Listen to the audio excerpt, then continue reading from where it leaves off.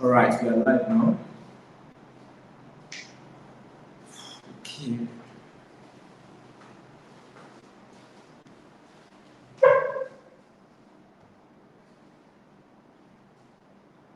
Okay. I can see 6 persons have joined us already. Good evening, everyone. Good evening and welcome. Welcome to the live masterclass. I hope you guys are ready. Tonight is going to be powerful. Tonight is going to be powerful. Powerful. 8 persons are live now. Wow. Please, as you are joining us, let me know where you are joining from, your name and where you are joining from. Please let me know your name and where you are joining from. Welcome to the live masterclass. Okay.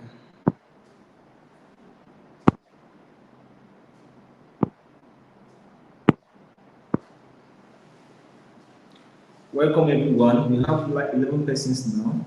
We are starting in the next 2 minutes. I don't know if I'm even audible. Can you hear me? Can you hear me? Okay. Welcome everyone. Mrs. Edrin Verere,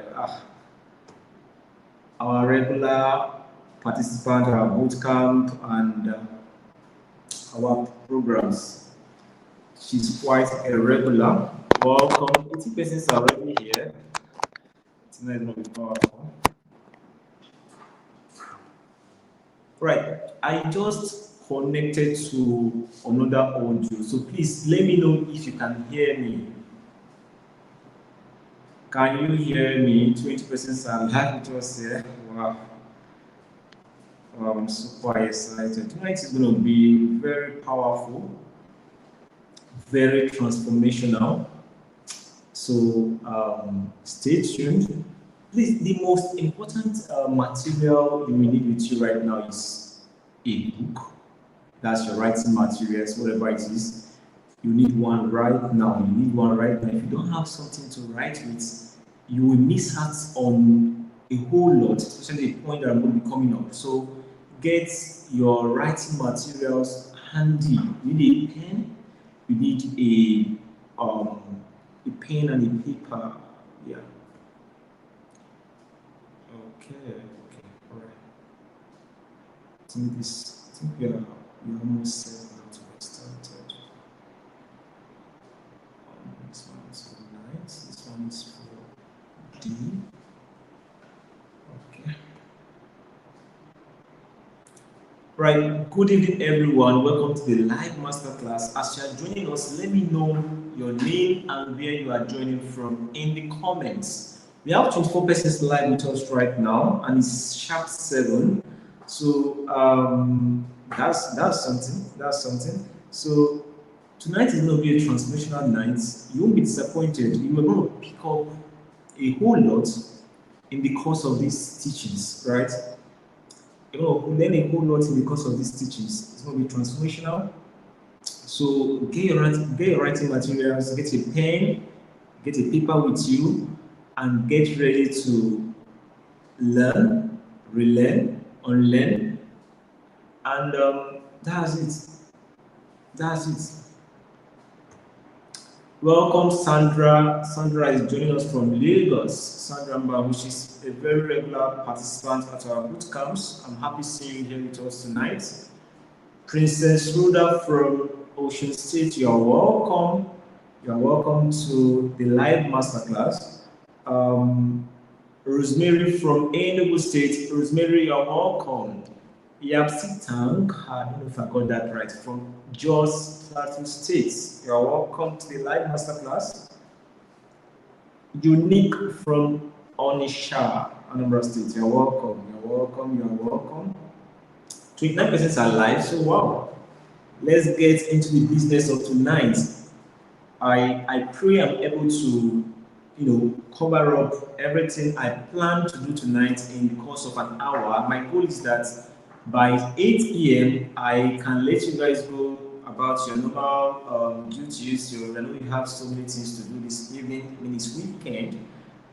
So my goal is by 8 p.m. we are done and dusted here, and you continue whatever you have to do. So for the next 1 hour, do yourself the favor of, getting off those social media platforms, turning off notifications, avoiding every form of distractions, and paying your full attention here, because I don't give replace for my live masterclass. I don't repeat masterclasses, and which one again? I think that's it. No replace, no repeat. So you are here, you are live, you are getting it, right? And my slides, I don't know how to fill up so much information on my slides. So you won't get anything from my slide if you are not paying attention to me. So at any point, if I'm not audible enough, if you can't hear me, just call my attention. If I'm being too fast, if I get too excited and all that, so please just call my attention so I can slow down. All right, so let's get started. Right.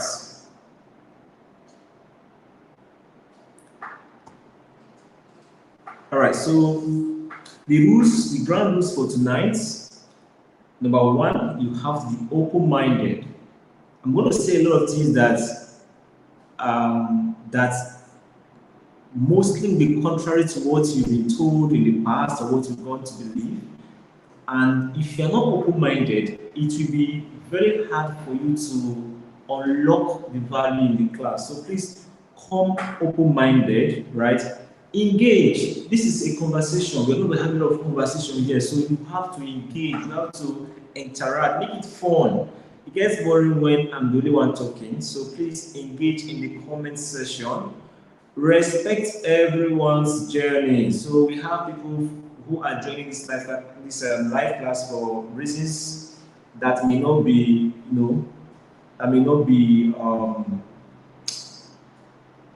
close to yours. So you just have to respect each one on their journey and stay present. Avoid distractions. Put your phone on mute your phone. Avoid any form of instructions while you're in the live masterclass. If you have kids, now would be a good time to, ask them to give you 1 hour to yourself, right? So you will need it. You will need it badly. Right, then take notes, right? Take notes. I've said it earlier, you need a book. You need a book with you. You cannot catch everything I'm saying and store it in your head. It's not possible. So get a paper and a pen and write. You have to write as I go along, right? So why tonight's masterclass? Why are we talking about meal timing, right? How and when to eat, right? Or how to time your meals for weight loss and to burn belly fat, right? Why are we talking about? Why is this so important? Why do we have to talk about it, right? So something happened a couple of months ago, right? So I came to the office. I usually resume work officially by 8 a.m. in the morning. So I came to the office and I saw a message from a prospect, someone who was interested in our program. So that message was brought to my notice by my personal assistant. Normally, she handles all the chats, so I don't even see through unless important chat that requires my attention. That's what she brings to me to attend to. So that particular morning, I came to the office and she brought that chat to me that this lady is asking this kind of question. So I went through the question. She was asking us that she has tried everything to lose weight for the past 5 years and nothing has worked for her. I mean, she has tried several programs, and at the very beginning, you see her lose 3 kg, 4 kg, 5 kg. I think she said the mass she has ever lost on a weight loss program since the past 5 years is 6 kgs, right? So when she came to us, her question is this, right? What are we going to do different? She wanted to know what we are going to do different, because the friend that referred her to us actually got amazing results on the program, right? So she told her to reach out to us. We will help her. Like we are the ones that help her that we got her results and all that. So She was more interested in what we are going to do differently. So when I saw that message, I jumped on a call with her. I was on a call with her and I asked her some questions. She repeated the same thing. She's currently weighing 120 kgs and she is in desperate need to lose weight because she's gone to the doctor and the doctor has asked her to lose weight because I think it was her blood pressure that was skyrocketing. So I now told her that when I heard that how she has tried several things to lose weight, counting calories, she's tried keto diet, she tried is it Cambridge diet, and this particular diet she took is Cambridge diet. None of those things worked for her, right? She still got stuck after losing some kilos at the very beginning. She got stuck, and she just wanted to know what we are going to do for her. So I told her to when I was not listening to her, I just told her, okay, I want you to do something for me, right? For the next 7 days, I want you to write down everything that goes into your mouth and the exact time that those things go into your mouth for the next 7 days. At the end of the week, report back to us, right, with whatever you have, and then we can see how we can get you started. That way we can also know what the problem is. So that was it, right? She was writing down everything she was eating for the next 7 days, and at the end of the week, she submitted it to us. So immediately I saw the report. Instantly, I knew where the problem was coming from. You see, this lady was actually eating healthy, right? She was eating all the healthy, what we term healthy, that means she was not eating junk foods, she was not eating things that would spike up her blood sugar levels and all that. But the problem was her timing. The major problem was her timing. She was eating all the good foods, but the way she was eating them was making those foods to store in her body instead of her body to actually be in a state of boiling that she burn those foods. Those foods were being stored in her body, and that was why she was struggling with weight loss. So when she sent in her report, I jumped on a call with her, and I told her like look, your problem is how you are spacing your food and the times you are eating your food. That is why you are having issues with your weight loss journey, right? And I told her, okay, we can help you when you come into. I actually recommended she join our private coaching program, not our group coaching program. That way we can get to work with her one-on-one and get her results because she has obviously tried in the past and this. So want to make sure that when we give her any recommendation to follow, she's following it and she's doing it right. And can you believe that for someone who has struggled in the past 5 years to lose weight, within 4 months of joining our program and optimizing her meal timing, she was able to lose 15 kgs off her body within 4 months. Which is someone this person has tried for the past 5 months and she didn't get any result, but within 4 months, she was able to lose 15 kg and she continued on the program. So, why am I telling you this? The reason you are probably struggling to lose weight, burn belly fat, right, could be because of your meal timing. Meal timing is a silent force that can either work for you or quietly sabotage everything you are doing. And my goal tonight is to show you how to turn your meal, the times you eat your meal, to your advantage. That's my goal tonight. And if I go ahead and achieve that goal, right, I've achieved the purpose for the live masterclass tonight. Right, so what are you going to be learning tonight? Right? What are you going to learn tonight? I will teach you how to control hunger and cravings. instead of being controlled by them. Very important. Secondly, I will show you how to use your daily eating window to command fat loss. Right? I will show you how to use your daily eating window to command fat loss. Thirdly, you will learn why your current timing might be blocking your results. Why your current timing might be blocking your results. And then I will show you how to align meal timing with your hormones for faster results. How you can align your meal timing with your hormones for faster results. So those are the things I will be teaching you tonight. And by the end of the class, you will understand why you have struggled with losing weight all this while, getting results all this while, and exactly how to turn your meal timing to your advantage. That is the whole purpose of why you are here tonight. Right? So let me reintroduce myself for those who are joining us for the first time. I'm seeing 62 persons live. So I think it's best I reintroduce myself at this point. So my name is Victor C. James. I'm a nutritional biochemist and a metabolic health educator.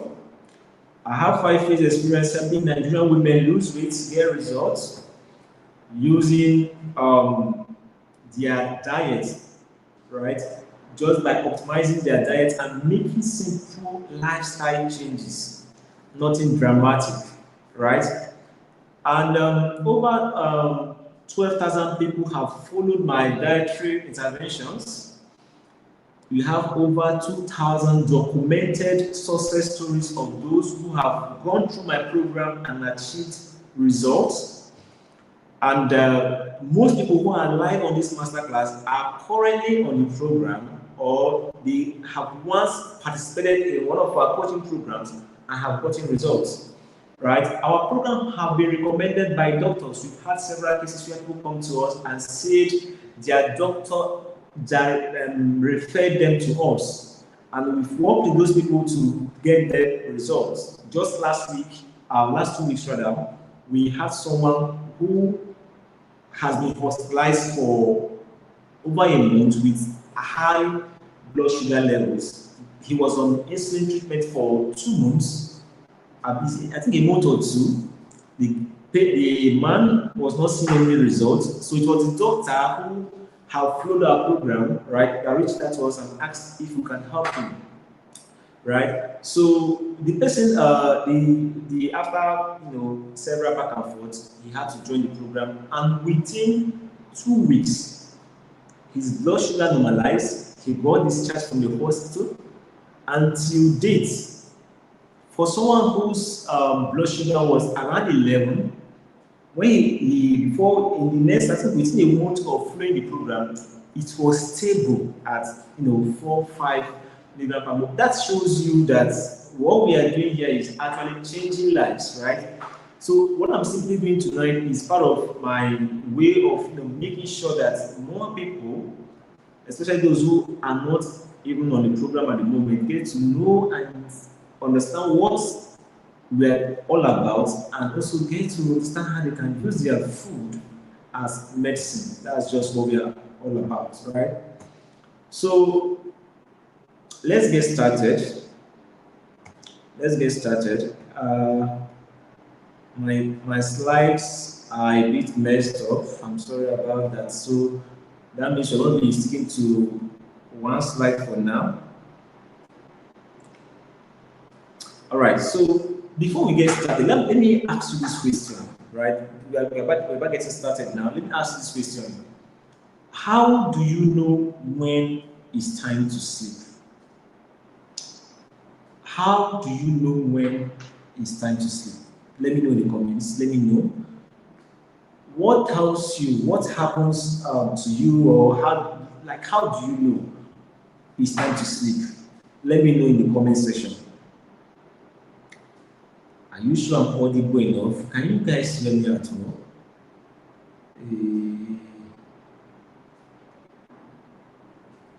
Am I audible? Have I been talking to myself?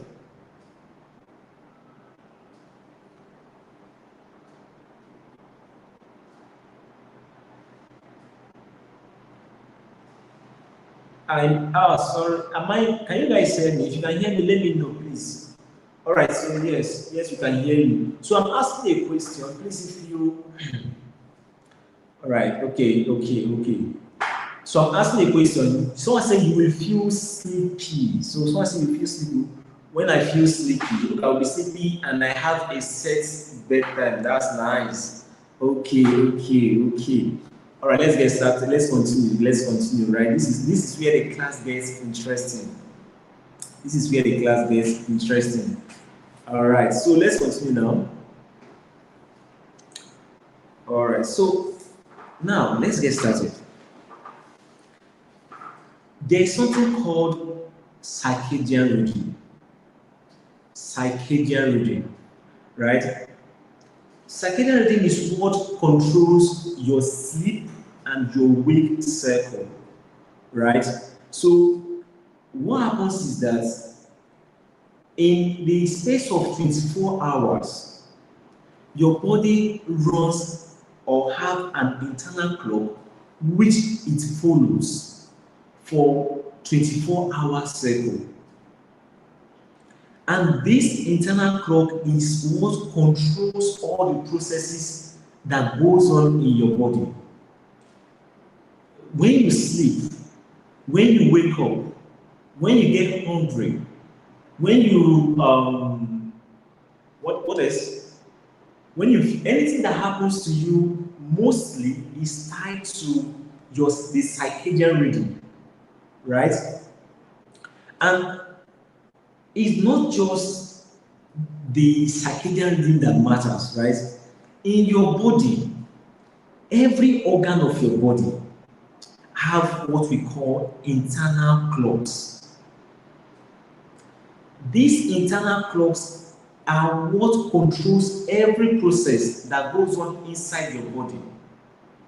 So your liver, your pancreas, your guts, your fat cells, they all have what we call internal clocks.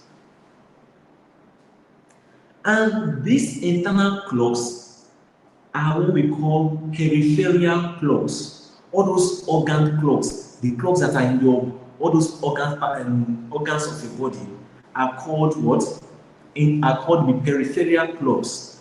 All of them are controlled by what we call the master clock. The master clock is found in your brain. It is found in a part of your brain called the suprachiasmatic nucleus. It is this master clock that controls all the peripheral clocks. And this master clock is still controlled by something, which is what? Light and darkness. Light and darkness is what controls the what? The master clock. This thing is so interesting that if you understand what I'm saying, if you can, pay attention to this class and understand it, you will learn how powerful these internal clocks are and how you can control them. Now, let me tell you what this master clock, let me tell you what this peripheral clocks that is controlled by the master clock does. It is what controls your fat burning process. It is what controls the food you eat, whether it is going to be stored as fat or burned for energy. It is what determines if your insulin levels will be high or low. It is what determines your metabolic rate, whether it's going to be active or sluggish.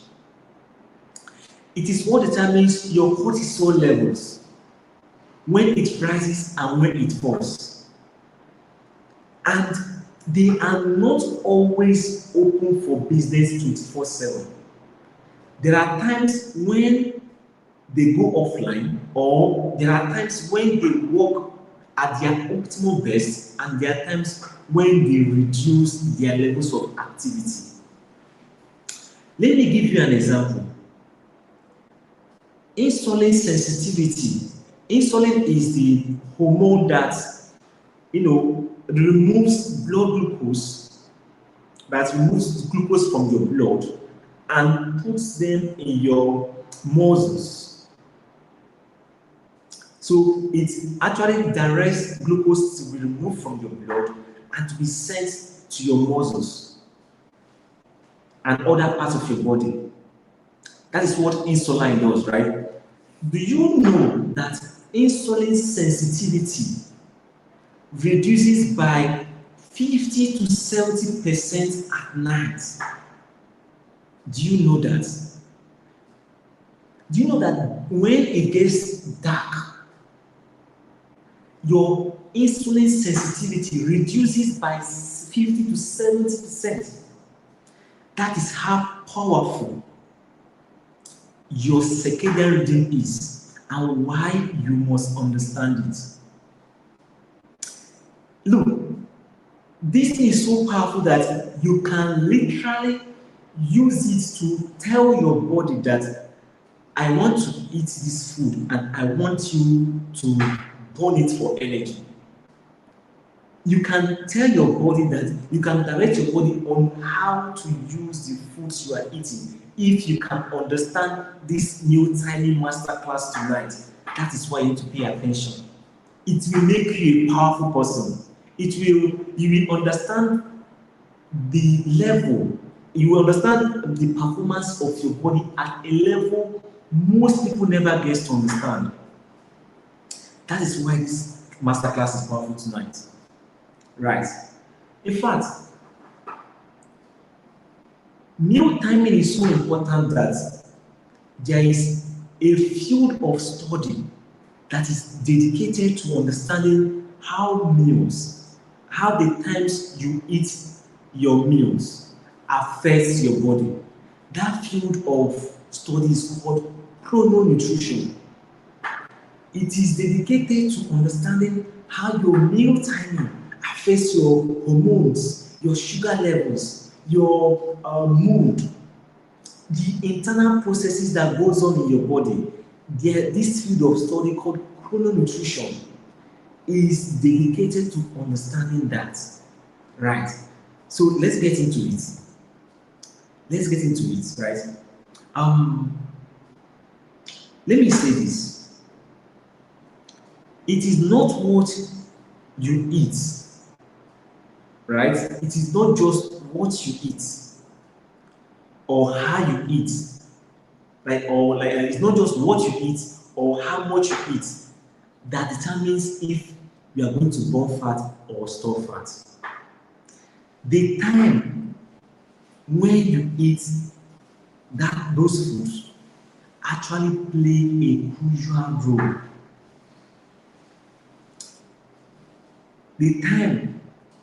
By the time you eat your foods, play a very important role. Most people eat food for energy, right? They think when they eat food, it gives them energy. That's not true. It is the timing at which you eat your foods that actually gives you energy. It is not just the food that gives you energy. The timing, when you eat your foods at the right time, that is when it can actually give you energy. And you don't just eat food for energy. If you eat food for energy, then it would only make sense that you eat food only when you want to do something that is energetic. Yes. If the sole purpose of eating food is to give you energy, I understand that there are some internal processes that goes on in your body that requires energy, right? Breathing, your heartbeat, your transportation, that's your circulatory system, all those things require energy. But how much energy do they need, right? So it would make sense that you eat more food when you are going to do work, right? So food is not what gives you energy. You eating food doesn't mean you are going to gain energy, because if you eat dinner, if you are not eating dinner right now, and you intend eating dinner by after this master class, you are not eating it for energy. Me and you know that we are not eating that food for energy. The reason you are eating that food is because of you are scared of hunger. So you think that you are going to no, you won't be able to sleep, you are going to get hungry throughout the night, and you are going to have a restless night. That is the reason you are going to eat food after this class, not because of energy, but you use energy to. But the whole point is that it is when you eat your food that determines if you are going to derive energy from that, or whether that food will be stored as fat in your body. I don't know if that's making sense. Is it making sense?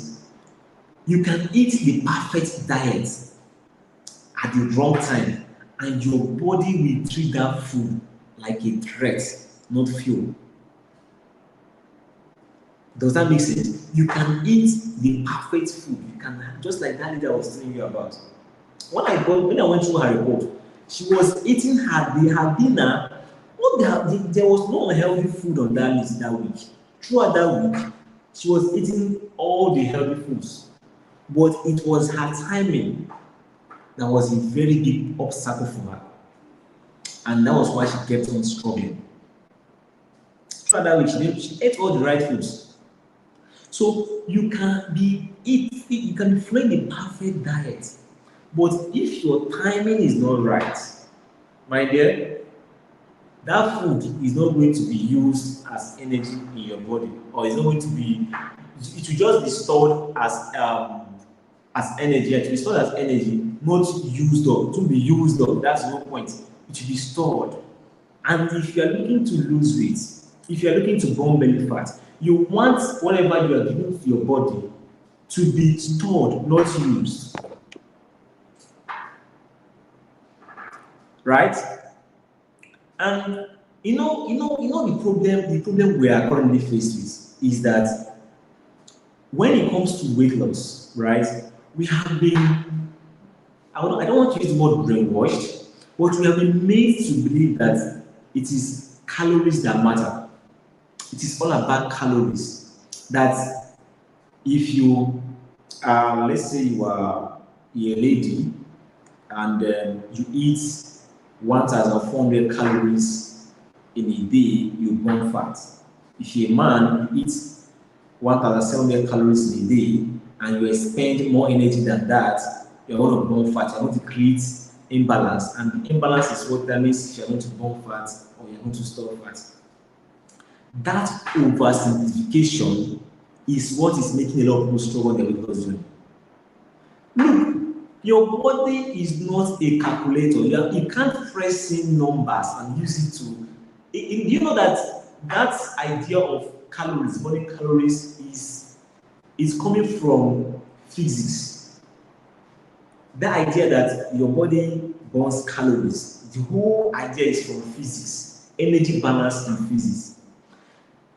You are a complex system. Your body is so complex that the laws of physics can only apply to a certain point, and then that's it. I don't know if this is making sense. You are a complex system. Okay, your counting calories does not take into account your hormones. It doesn't take into account the season you are currently on. It doesn't take into account your whether you are insulin resistance or not, which we are going to get into. It doesn't take into account your hormonal profile. A lot of things are not taken into account when you just solely base your weight loss on calories. That is why a lot of people struggle, because they feel like as long as they eat this amount of calories in a day, they are fine. How is your body using those calories? And that is where meal timing comes in. It is not just calories alone. You need to go further. You need to understand how meal timing, where it comes in.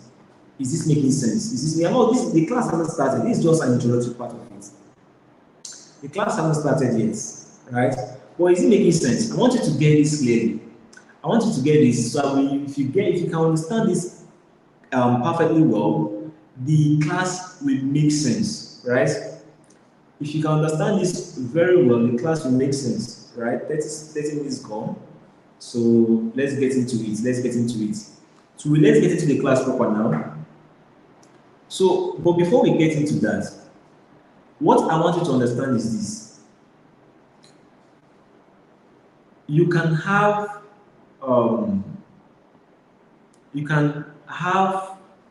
a plate of food at 11 p.m. Sorry, 11 a.m. in the morning. And you can have the same plate of food around, say, 10 p.m. at night. The same plate of food, the same calories, but your body will process them differently. Your body will process them differently. You can have the same plate of food. The way it will be processed in your body will be completely different. That is what this class is all about. The way it will be processed in your bodies will be different. So we are taking a step further right now, right? If you eat at the wrong times, the internal clocks in your body, which I've told you about, that your liver, your pancreas, your guts, your, what's it called again? Which one again? Your gut is your small intestine. All those things have internal clocks. So when you eat at the wrong times that are not aligned with the internal clocks, you create an imbalance, and that imbalance is what is causing a problem. The way you are eating is creating imbalance in your body, and that is what is messing up your hormones. That is what is making you to be in fat storage mood instead of what fat burning mood. That is why you are struggling to lose weight. So what I want to do tonight is impact you the knowledge you need to eat in line with your body. If you can understand how to eat in line with your body, with those internal clocks, if you can understand that, then my job is done. My job is done. You will be so powerful. You will be so powerful. You will never struggle with your weight loss again. That will be the last thing on your mind, because you won't have any issues, weight loss.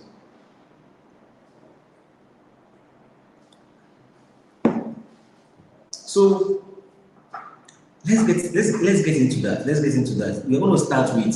Let's start by looking at the hormones. Let's start by looking at the hormones that play fundamental role in determining that plays a role when it comes to your meal timing, right? We're going to look at 5 hormones. Let me change my slide. We're looking at 5 hormones. Okay. All right, so it has changed. We're looking at 5 hormones. The first hormone is insulin. I've explained what insulin is for those who just joined us. What insulin does is that when it comes to meal time, insulin does a lot of things in your body. Plenty. In fact, insulin is one of the most important hormones in your body that controls everything that goes on in your body. Every metabolic or chronic disease that you see that are related to lifestyle is insulin. Insulin is a master hormone. So in fact, if we're going to talk about insulin as a hormone, this class will be over and we've not started yet. It's that powerful, right? So insulin, right, is the first hormone you are seeing here. So when it comes to meal timing, what insulin does is that when you eat your food, right, especially food that has glucose, it kind of opens the cells of your body so that Those, when you eat food that has carbohydrates, it digests and becomes glucose in your body, in your blood. It goes to your blood and becomes glucose and goes to your blood. And you are not supposed to have high levels of glucose in your blood. So insulin is the key that opens up your cells that needs glucose so that it can go in there and be stored there for energy. So things like your muscles, right? That's what insulin does, right? And when it comes to the internal clock of insulin, the highest, the peak hours, the when insulin is highly present in your blood, is in the morning between hours of 9 to 11 a.m.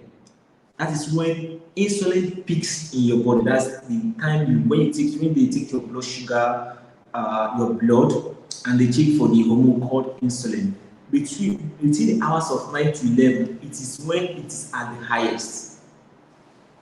And from that 9 to 11, it keeps dropping and dropping until night.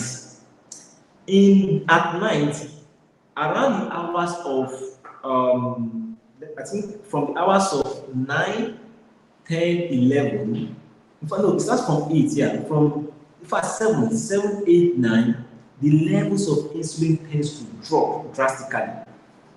And I will tell you why. You're going to learn a lot. You're going to learn a lot, right? You're going to learn a lot. You're going to learn a lot in this class. Then leptin is what you call your hormones that tells you when you are full. So it's called like the fullness hormone. And leptin peaks at night, right? At night, it peaks, and the reason it's at the highest level in your blood at night is because you don't want to be hungry. You're not on a normal basis, as a normal human being, right? You're not supposed to be hungry at night. At night, you're supposed to be sleeping. So for you to be able to sleep without being hungry, leptin peaks, it goes high. On that one, you're seeing there is cortisol, very important hormone. Cortisol and insulin are very, very important. Don't joke with those hormones, right? What cortisol does, I know you are used to hearing cortisol when they talk about stress. That's what we usually associate cortisol with, right? So, but then the role of cortisol is to provide you with the energy you need to wake up. So it is cortisol that wakes you up from your sleep. That is why from the hours of 5, 6, 7, 8, that is when the levels of cortisol is highest in your blood, because it is what makes you wake up. It gives you that initial spark of energy to get you up from bed. That is what cortisol does. Very important. It has other rules, right? Which we are going to, I don't know if we have time, or we can talk about it later. Then we have melatonin. Melatonin is what, so it is what makes you feel drowsy so you can go to sleep. That's what melatonin does. So it makes you feel drowsy so you can go to sleep. So it starts getting released into the blood around the hours of 7, 8, 9, 10. By 8, from 8 to 10 is when it peaks. The levels tend to rise in your blood, raising so you can go to sleep. Is this making sense? Then we have ghrelin. Ghrelin, if you notice very well, I didn't write anything for ghrelin. So I say I know ghrelin rises just before your habitual meal times. So before your habitual meal times, that's when ghrelin levels tends to rise. So typically morning, midday, and evening, and stays lowest at night. All right. So now, before this class started, I told you that you must have an open mind, right? Because I'm about to say something that you are not going to agree with, or you have been conditioned to believe all this while, which is not true. Are you ready for it? Okay. Ghrelin is not a hunger hormone. Ghrelin is not your hunger hormone. Please, did you hear what I said? I was expecting to hear someone tell me it's a lie or it's not true. Do you all agree with me? Ghrelin is not your hunger hormone. It's not what you have been told all this while. All right, so let's get to it. Ghrelin is not your hunger hormone. And the reason is quite simple. The reason is quite simple, right? Now pay attention. This is where the class gets interesting. From here upwards, you are going to enjoy the class. Look at this. Let me explain this to you. Ghrelin is not your hunger hormone. The role of ghrelin is memorization. So it is more like a memorization hormone than a hunger hormone. Pay attention, let me explain this to you. If you can understand this, you've gotten one point this night that can help you in your weight loss journey. Look at what ghrelin does for you. Ghrelin remembers the times you eat. Ghrelin remembers the times you eat. And it stores it in its memory. It takes note of it in its memory. And when those times comes, it makes you hungry. So you are the one that tells ghrelin when it makes you hungry. It's not it that tells you, it is not that it makes you hungry, but you are the one that programs it. And based on the programming you give to it, that is when it usually makes you hungry. Please, should I come again? Does it make sense? You have to understand this if I can continue. Does this make sense? Ghrelin does not make you hungry. Let me say it again. Instead, it remembers the times that you usually eat, and it remembers those times. And when those times comes, its levels goes up in your blood, and then you get hungry. It is not ghrelin that controls your hunger. You as an individual, you are the one that controls your hunger. And you are not the one that tells ghrelin that, okay, I want to be eating at so times. And it will not remember those things, those information you are giving to it. And when those times comes, it makes you hungry. That is what it is. So it is not that on its own it can start making you hungry. No, it is based on how you have programmed your ghrelin that determines when it's going to be secreted into your blood that will cause you to be hungry. Now, this has to make sense to you for you to continue. If you don't understand this particular thing I'm saying now, the rest of the class will make sense, because meal timing is all about hunger training. Meal timing is all about hunger training and management. You are the one who have control over hunger. Hunger does not control you. We have people that fast. Oh my God, we have people that fast in our program. Please, if you are currently on intermittent fasting, let me know in the comment section. This has to make sense. If you are on intermittent fasting right now, let me know in the comments. It has to make sense before we continue. It has to make a whole lot of sense.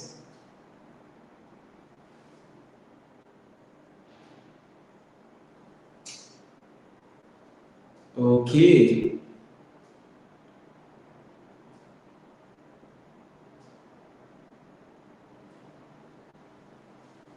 All right, all right. So I'm getting few persons here saying that they are currently intermittent fasting. I want more persons now. We people here, you guys are coming from the program, so I'm expecting everyone to be on intermittent fasting, one form of intermittent fasting or the other. All right, so excuse me.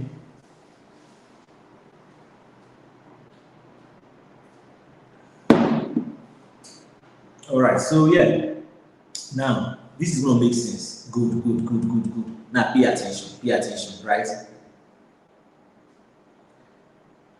When you first started intermittent fasting, and prior to starting, you are the kind of person that eats by say 8 a.m. or 9 a.m. in the morning, and then you get started on intermittent fasting, and you decide to push your meal timing to 11 a.m. in the morning.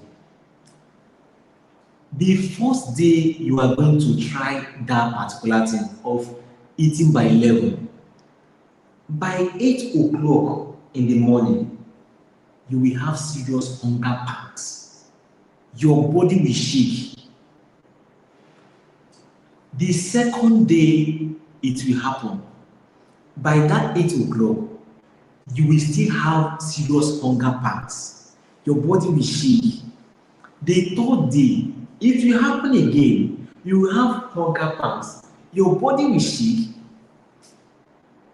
But by the fourth day, something wonderful will happen. The hunger pangs will cease to have to, there won't be any hunger pangs. Why is that so? Why is it so? There are some persons, personally, I myself, for the past 3 to 4 years, if not 5 years now, I don't have the urge to eat until it is 12 noon. I have no urge for food until it is 12 noon. Do you know what is going on? Look, pay attention. This is, if you can understand this next thing I'm about to explain now, it's going to blow your mind. Because I said earlier that meal timing is all about what? Hunger training and management. It's a school of hunger training and management. That's what meal timing is. Now, let me give you an example. Please, if you drive, let me know in the comment section. If you know how to drive, drive. Let me know in the comment section because I want to ask you a question. I want to ask you a question. If you do drive, if you currently drive, let me know.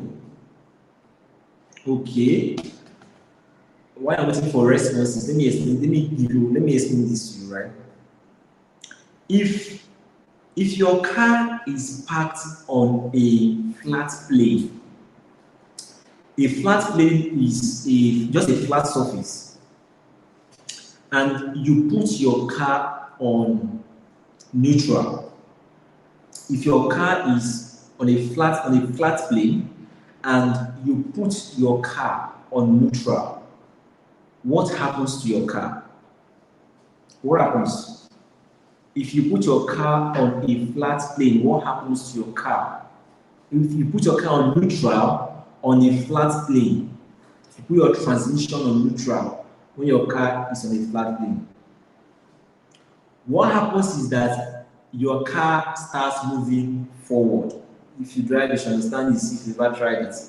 If your car is on a flat plane and you put it on neutral, it starts moving forward. It will keep moving forward until you step on the brakes. It will keep moving forward until you step on the brakes. This example is very critical for you to understand what I'm about to explain right now. There is something in physics which we call inertia. Inertia. It is spelled I-N-E-R-T-I-A. Inertia. Inertia is simply the tendency of an object to continue in a state of motion unless it is acted upon by an external force. That is inertia. In physics, if you're a good physics student or a good science student, you should understand this one. This one is not biochemistry. It's physics now. Inertia is the ability, the tendency of an object to continue in a state of what? Motion, unless it is being acted upon by an external force. That is what is happening to that car. That car, as long as your car is on a flat surface and you don't apply the brakes, it will keep moving forward until you apply your brakes. This thing is very important, because if you can understand this, you will have power over your hunger. You will never be controlled by hunger again. Beautiful, beautiful. Now let me explain this to you. There is something called biochemical inertia. Biochemical inertia. And look at what happens is this. Nobody talks about this. You can never learn about what I'm about to explain to you unless you're in a class like this. Whatever you do for 72 hours becomes your new baseline. Should I come again? Whatever you do for 72 hours becomes your new baseline. Let me explain what that means. 3 days of late night eating. If this night you start eating late at night, and you eat late for the first night, eat late the second night, eat late the third night, by the fourth day, automatically you've now become someone who eats late at night. Let me come again. If you are someone that eats breakfast by 8 a.m. and from tomorrow you start eating breakfast by 11, you eat breakfast by 11 day 1, eat breakfast by 11 day 2, eat breakfast by 11 day 3. By day 4, you have become someone who eats breakfast by 11 a.m. because your body, you've now told ghrelin that, oh, I no longer want to be eating my breakfast by 8. I want to start eating my breakfast by 11. You are giving that instruction to ghrelin, and ghrelin obeys your instruction. You have control. Your hunger does not control you. You control your hunger. That's why I told you ghrelin is there in your home. Your hunger does not control you. You control your hunger. And if you can do something consecutively for 3 days straight, that thing becomes your new baseline. There are several examples I want to give you. If you start eating early tomorrow, let's say start eating early tomorrow, you are someone that don't like eating breakfast, and all of a sudden tomorrow you start eating by 8 a.m. You eat by 8 a.m. tomorrow. You eat by 8 a.m. tomorrow. By the fourth day, 8 a.m. in the morning, you will feel hungry. Even though earlier you are not that kind of person that eats breakfast. It happens again with people that have sweet tooth. When people are meeting that, Coach, I can't lose weight because of my sweet tooth. Look, what is sweet tooth? Sweet tooth, if you start eating random, if today I start eating randomly, I eat randomly today, see me trying to, I can't stay 1 hour without trying to put something in my mouth. I do it day 1, I do it day 2, I do it day 3. By day 4, I will now become someone that has sweet tooth. You are not born with it. You think you are born with it. You are not born with it. Nobody is born with sweet tooth. You don't get it. It is you. Those things are within your control. We always feel like those things are controlling us. And that is the reason most people are stuck. in their weight loss journey. You have control. You just don't want to exercise it. You just don't know how to exercise your control, and that is what I'm teaching you this night. If after tonight and tomorrow you are still struggling with your hunger and all that, then there's a problem. So whatever you do for 72 hours becomes your new baseline. Your body adapts quickly but also breaks easily. That's something you should also understand. Your body adapts quickly but also breaks easily. If eating late in the morning, won't that cause ulcer? No. There's no relationship between eating late and having ulcer. There's no research that have shown that late night eating is what causes ulcer. It doesn't cause ulcer. What causes ulcer are your painkillers, number one, and too much of processed foods. Number two, your stomach walls, you will see it breaking or cracking up.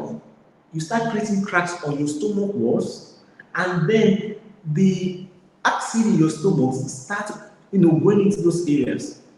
It is not hunger. It doesn't make sense, right? If I used to ask myself a question when people come and meet me that they're trying to lose weight and they have ulcer and they are worried that if they go on a weight loss program, it's going to aggravate the ulcer.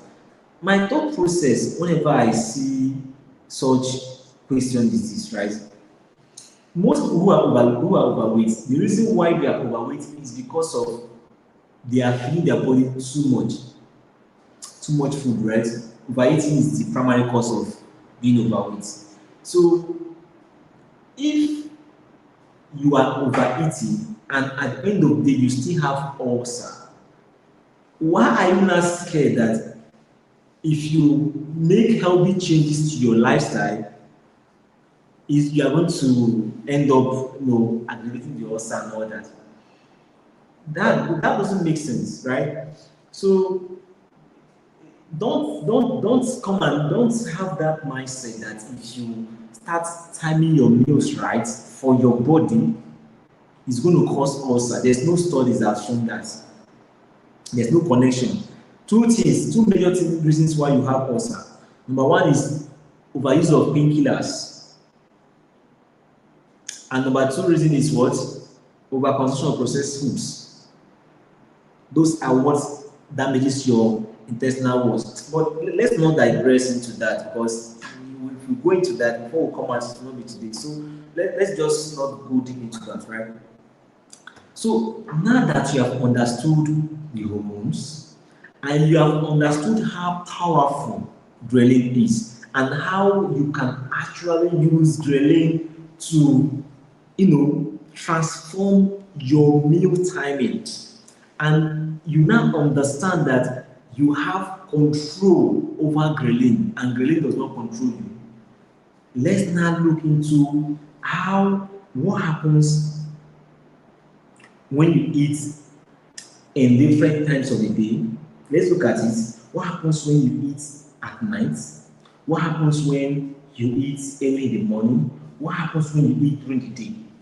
Right? So you have to understand this class from here, right? Because the understanding you are going to gain from here is what will. Sorry, before I became Saint Marie, I used to be able to fast. I find it difficult to fast now. Please, what do I do about this? Very simple. Keep listening. Right? So, what was I saying again? I've lost my line of thoughts.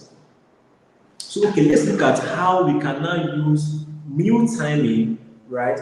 Since you don't understand how ghrelin works, because ghrelin is something you have control over, right? And if you do something consecutively for 3 days straight, what happens is that that particular thing becomes your new baseline, right? We are going to be using those two things now to optimize our nighttime, our mornings and our day.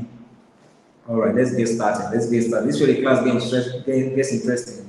I will be asking you questions based on the hormones I talked about. So make sure you answer me as I go along, right? Let's start. Let's start from darkness. I want to go from darkness to light. So when I was putting the class together, I was thinking, should you go from light and then to darkness? I said, no, I'm a child of God. So I'd rather go from darkness to light. Don't mind me. So let's get started, right?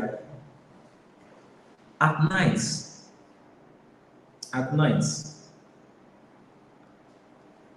from the hours of 7 p.m. till 10 p.m., what your body is trying to do during those hours is to get you to cool down so you can start sleeping. Yeah, I know I'm calm down. I'm calm right now. I'm trying to explain this. It's trying to cool you down so you can get to sleep.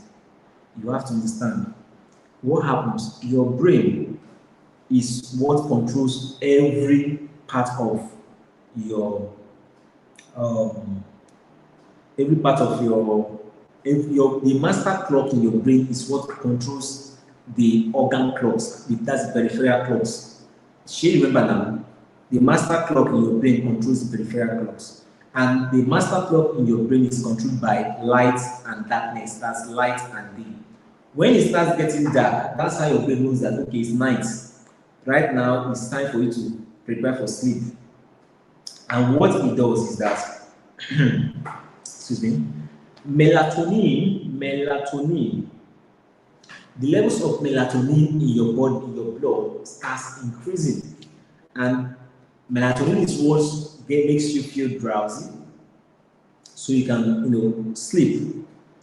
Your leptin, the levels of leptin in your body starts increasing. Leptin is what helps you stay full, because you are not supposed to be hungry at night when you are sleeping. You don't want to be hungry while you are sleeping. So your leptin levels tend to increase. Your insulin, your insulin levels tend to go down. So insulin becomes low.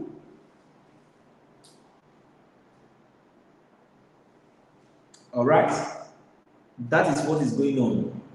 That's your hormone profile in the evening from the hours of 7, 8, 9.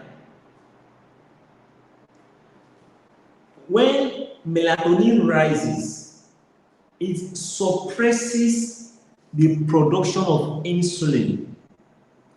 And I will get to explain to you the reason why this happens. When melatonin rises, it suppresses the production of what? Insulin. So insulin has to stay low for melatonin to rise. Okay? Now, let's now start talking about what happens when you eat late dinner. Because I hear this often that it doesn't matter if if you eat most of your calories at night, during the day or at night, as long as you are eating within your calorie intake for the day, you are going to lose weight. All those sweet things. It's an oversimplification, and that's the truth. Because those things will keep you stuck. If you keep thinking this is how it was, you're going to be stuck in your weight loss journey. Now you have to pay attention.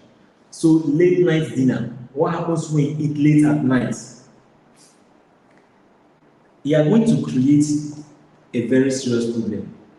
And the first problem you are going to create is called melatonin insulin mismatch. Ideally, in a normal person who is healthy, at night, your melatonin is supposed to go up, and then it is supposed to suppress insulin. When you eat, you force insulin levels to, you force melatonin to get low so that insulin can rise, because insulin have to rise a bit to clear the sugars from your food, because you don't want to have high levels of sugar overnight. But again, you have to sleep, so insulin have to go high, so there's this kind of imbalance, and what that imbalance leads to a very serious problem. That food you are eating at night, especially if it is carb heavy, that means it contains too much carbohydrates like swallow, yam, rice, bread, potato, oatmeal. I know some people say, I used to take oat at night. That's why I'm on the weight loss zone. I'm taking oat at night. Listen, pay attention here. It's going to affect you. Oat is carbohydrates, especially those instant oats you guys buy in supermarkets. Some people don't like buying old oat or even old-fashioned oat. Buy instant oat. That's pure carbs. Pay attention here. Something is going on. So when you eat that food and your melatonin has already increased, the sugar that is in that food that is going to be in your blood cannot completely leave your blood. And the reason why it can't completely leave your blood is because melatonin is high and insulin has been suppressed. Does this make sense? So you are going to spend the night with a blood sugar with blood glucose levels that is above normal range. This is a very big problem. Why is it a very big problem? At night, your body prefers to break down the fats that are stored in your body and use it for energy. But your body can never do that if you have high levels of glucose in your blood. There's this preferential treatment it gives to glucose. Your body gives preferential treatment to glucose because glucose, if it stays in your blood for a longer time than usual, above normal levels, it causes a lot of problems in your body. So whenever it is in your blood, fat burning, that means the fat burning in your body kind of slows down to its barest minimum, just so the sugar can clear. But the sugar cannot clear because melatonin is high and the levels of insulin is low to remove, because it's insulin that removes that sugar, so it is low. That is the mismatch that happens, and that mismatch is what makes it difficult for you to burn fat when you eat at night. Not just that, there's another problem, there's another serious problem.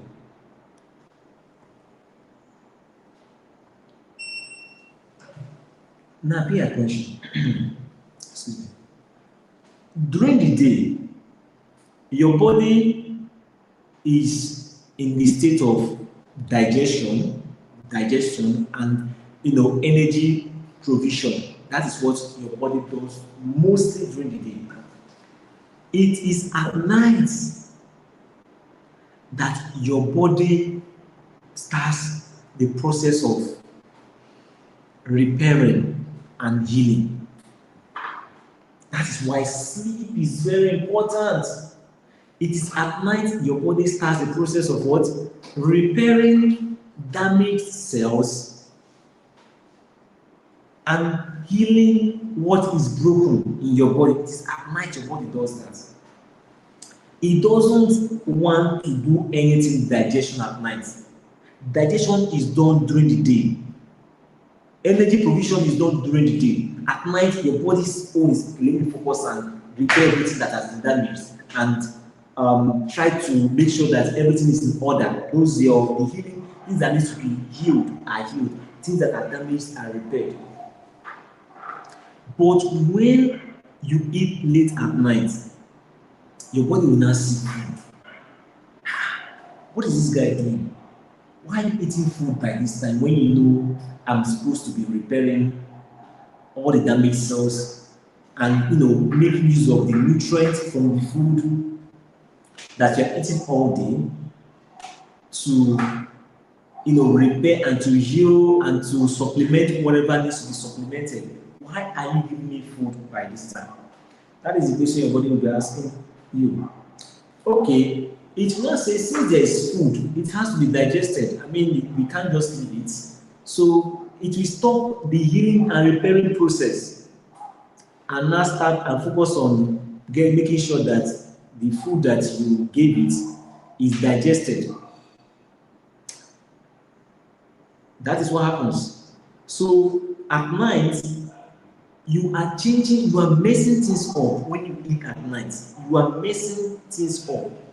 And another problem is your digestive enzymes. Because your body does not do digestion during the day. Your digestive enzymes will become low at night. That is why when you eat some foods at night, it cannot be properly digested.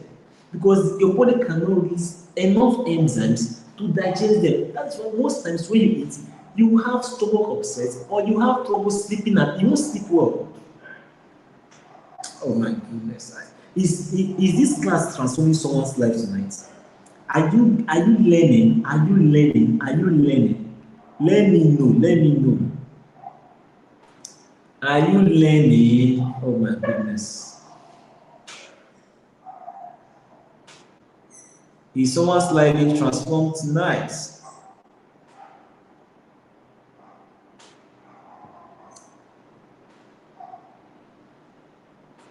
Is someone's life being transformed tonight?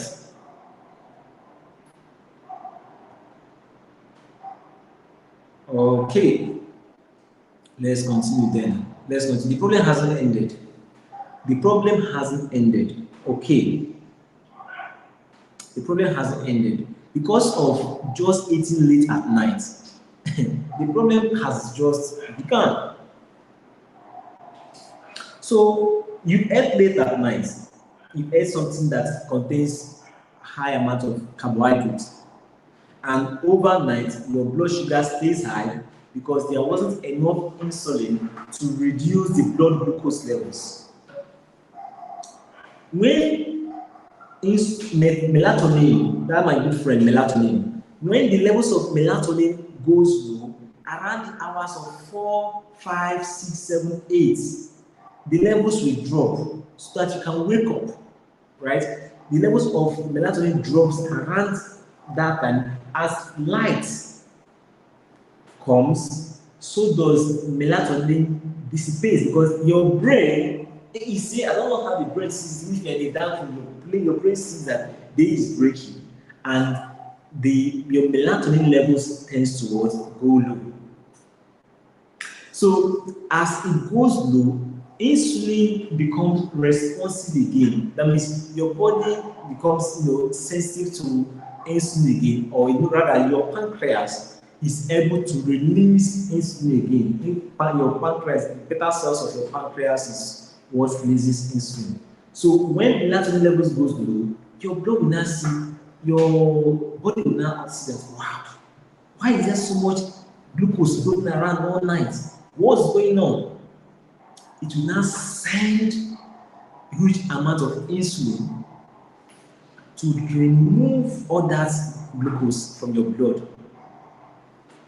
And when that happens, because of that spike in insulin levels to take away all that glucose, do you know what happens? Instantly, your blood sugar levels may crash.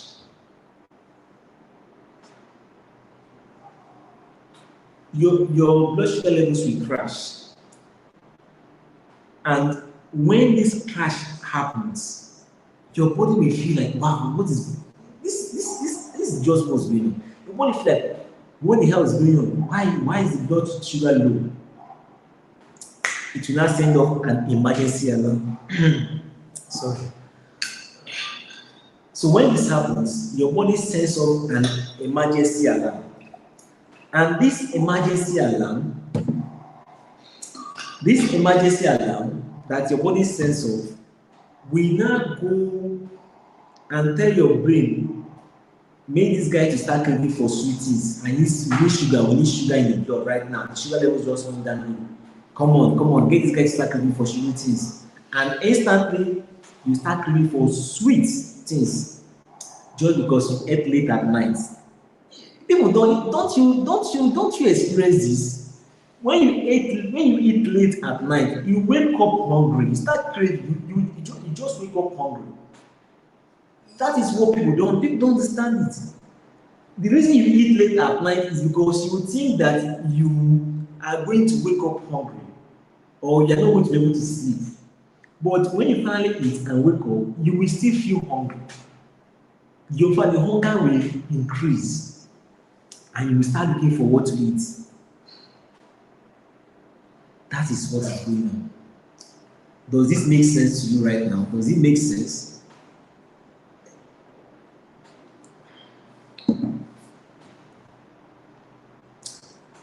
Is this making sense? I know what is responding. There are over 80 persons live, and it seems I'm just talking to myself. Is this making sense? Okay, all right. So we are creating problems because of if you understand how your body works at this level. With this understanding that you are gaining right now, you can literally control your hormones. That is the whole point. That's one way. I hate when I come and start listing. Someone was asking me in the comment that what is the best time to eat. If I tell you the best time to eat and it doesn't make sense to you, you won't follow it. Now I'm not just telling. I'm going to tell you the best times to eat. You're going to be looking at the exact time. I will give you the best 3 windows to eat your food. There are 3 of them. I'm going to give to you very soon. But it won't make sense giving you those things if you don't understand the basis. If you don't understand the basis, it won't make. And nobody talks about this. Nobody explains these things to you. They will just come and create content creation is not the end thing. And it's a problem for me because I am not the kind of I don't like coming and saying things and I don't make people understand where I'm coming from. My team has been telling me I need to start creating content. It has been a problem for me because I can't just jump in and tell you three foods to eat to lose weight or the best time to eat, and I'll just say eat by this, eat by that, eat by that, and I don't explain to you these things, and it's for it to make sense to you to eat by those times. It doesn't work. It doesn't work for me, honestly, and I think I need to start, working around it because I don't want to miss a good thing. Okay, so let me change the slide. Beyond there for a while. So your last name is the master switch that programs your hormones for the next 12 to 8 hours as you are seeing it, because of you ate late at night and you ate something that is carb. Because of it, you are waking up with cravings and you will think it has ended. It hasn't ended. Your body will now start craving for sweet things, and that is when most people get it wrong. I don't want to use the word I want to use, but most people get it wrong, right? They now give into that cravings because what your body will be craving for are things that have sugar, because your sugar levels have just crashed.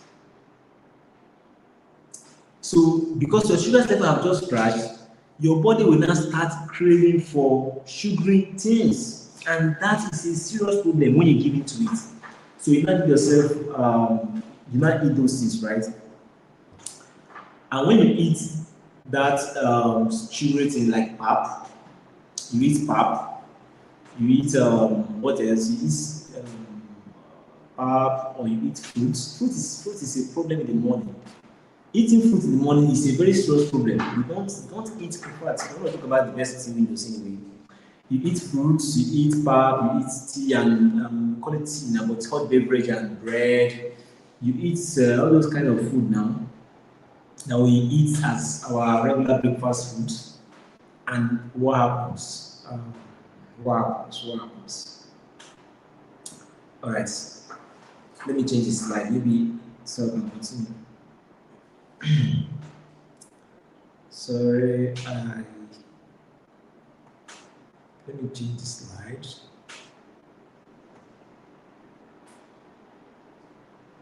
Okay, morning cravings are not discipline issues or emotional issues.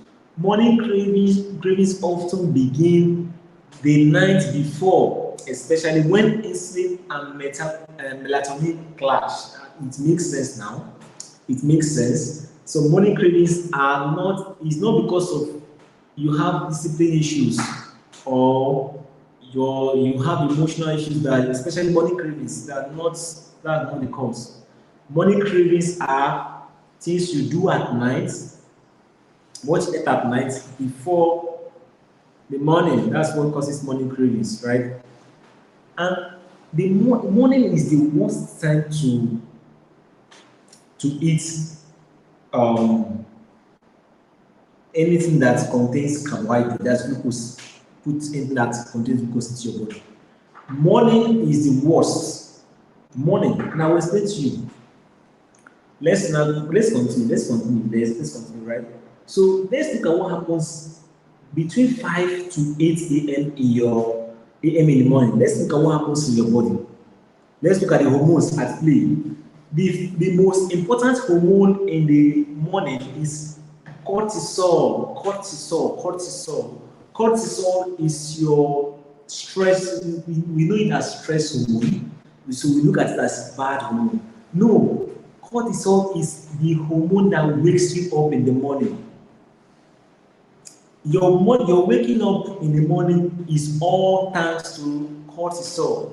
It is cortisol that gives you that initial boost to wake up in the morning.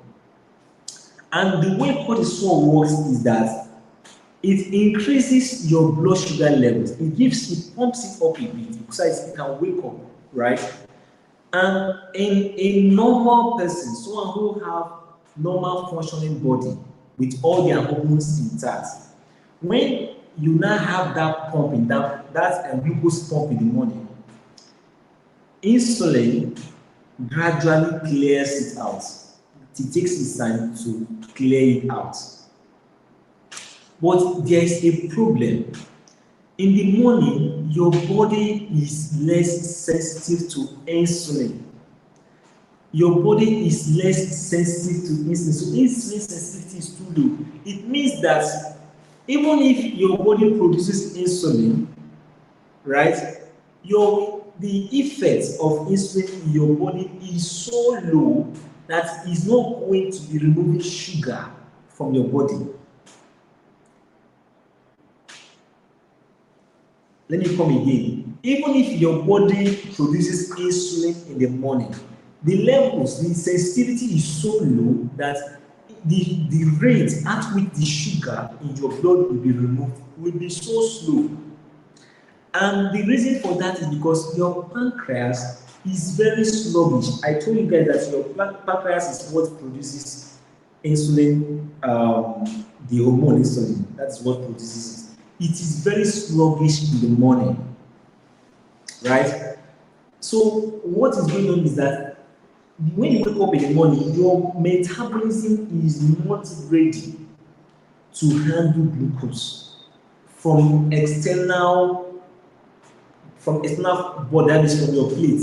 The one that it can handle very well when you wake up in the morning is just this one that cortisol, spiked up. It happens in everybody. It's normal. It's not a bad thing, right? So there's nothing wrong with that. But the problem happens. Oh, please! I just lost power. I just lost power. So give me a second for that to be rectified. Give me a second.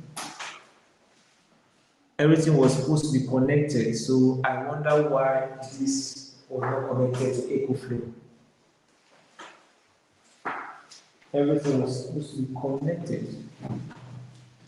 So point this to this point according to EcoFlow.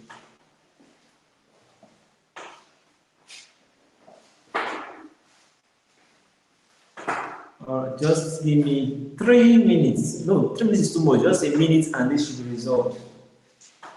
Just a minute and this should be resolved.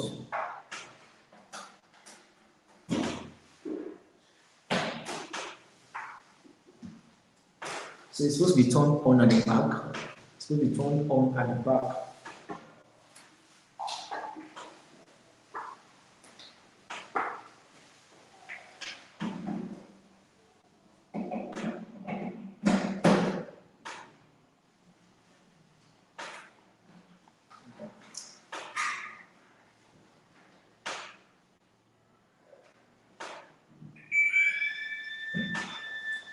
Okay. We are back now.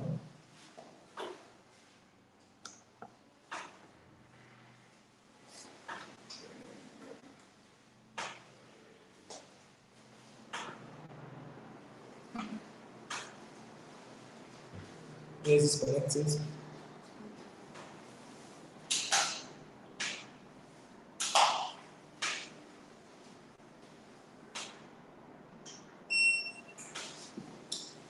Okay, we are back. We are back. I sincerely apologize for that. I think the team had a bit of an issue with the setup this evening.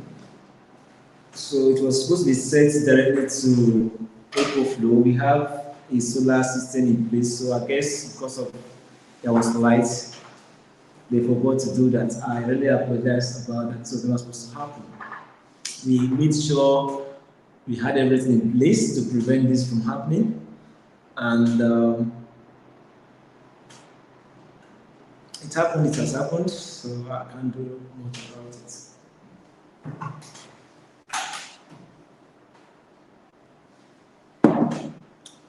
Okay, we are coming back on. All right, so just if you can, let me know where I stopped while I wait for my system to come up. What can anyone let me know what I was talking about? Let me know those who are paying attention. Okay, we still have we have some persons who leave. Okay, always be on the generator whenever you are having this. Okay, it wasn't supposed to happen. It wasn't supposed to happen. It's just um, the team not checking the buses. It was supposed to be connected to EcoFlow, not the Nigerian NEPA stuff. Okay, so we are getting back. We are getting back on. We are getting back on.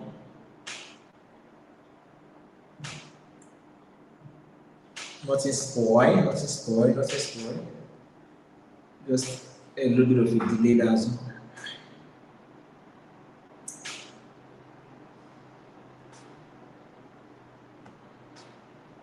All right, so let's continue, right? Let's continue. So I said let the class be snappy and not long. There's no way my class can never be snappy. Sorry about that. I wish it can, but if you want snappy content, you can go to maybe Facebook, Instagram, go and watch content creators and all that. I think they do well. They manage. They are able to shoot content and 2 minutes they are done and 3 seconds. So I've tried. I'm not that kind of person. So this is the best way to convey my information to you. And unfortunately, it takes a bit of time. I'm sorry about that. But then let's continue. Trying to connect my hotspot right now.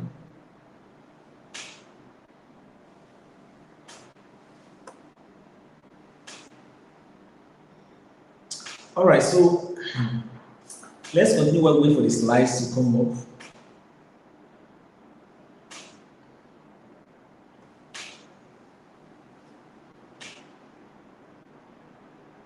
Okay, we're almost there. So, all right, so in the morning, cortisol, which is your hormone for, which is the hormone that wakes you up when you sleep, which wakes you up from your sleep, is highest between the hours of 5 to 8 a.m. in the morning. Cortisol is at the highest between those hours, right? Why melatonin is the levels of melatonin in your blood starts reducing. And I told you that because of because of cortisol trying to wake you up, what happens is that it leads to a spike in your glucose levels, right? It leads to a spike in your glucose levels, and your body is not trained or in any way able to, increase, or rather, no, it's not. I'm not supposed to use the word increase. Your body is not trained to. Sorry, I'm a bit distracted. I'm trying to add the slide back on. Sorry about that. Sorry, just have the bits of.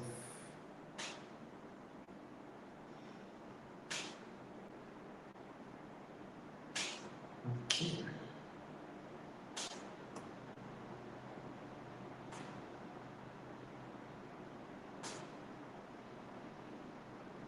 Okay.